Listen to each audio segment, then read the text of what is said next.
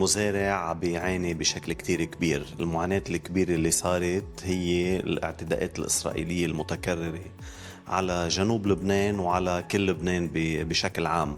صار في عنا ضرر مباشر بالقصف على المزارع، إن كانت ثروة حيوانية أو كانت ثروة زراعية، تضررت بشكل كتير كبير. وفي عنا ضرر كمان صار بشكل غير مباشر. هيدي الأضرار الوزارة عم بتحاول مع المنظمات المانحة ومع الدول الصديقة إنها تشيل عن كاهل المزارع بعض من هيدي الأعباء. لحد هلأ عم نعمل المسح. أغلب المساحات صارت على الأرض، التقديرات صارت جاهزة، عندنا بحدود ال 900 مليون دولار تقريبا خسائر زراعية صارت، إلى جانب الأضرار اللي صارت بسبب الحرب.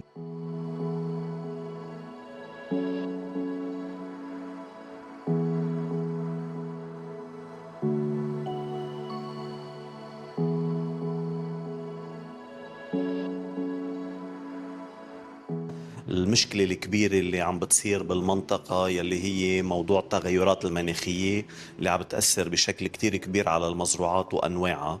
ومثل ما لاحظنا السنة نسبة الهطولات المائية كانت كتير متدنية، في بعض المناطق ما وصلت ل 30% من النسبة العامة اللي كانت تنزل. هيدا الشيء بيحتم علينا انه نروح نفتش على زراعات بديلة نقدر نفيد فيها المزارع، ونحكي معه بطريقة أو بأخرى من خلال الإرشاد الزراعي ودورات مكثفة.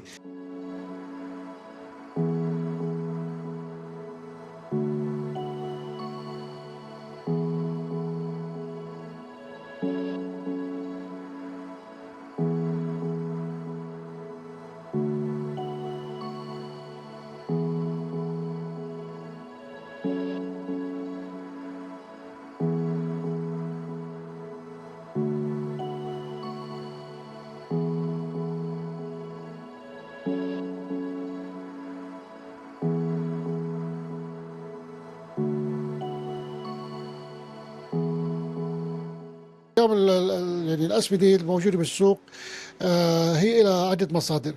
بس اليوم المزارع عم بيلجأ للأسمدة الصينية تحديدا والأدوية الصينية، لأنه هي تقريبا يعني عم تكون ككلفة أعباء عليه متدنية، وبنفس الوقت هي ككواليتي وكجودة عم تكون كتير عم بتنافس الأوروبي.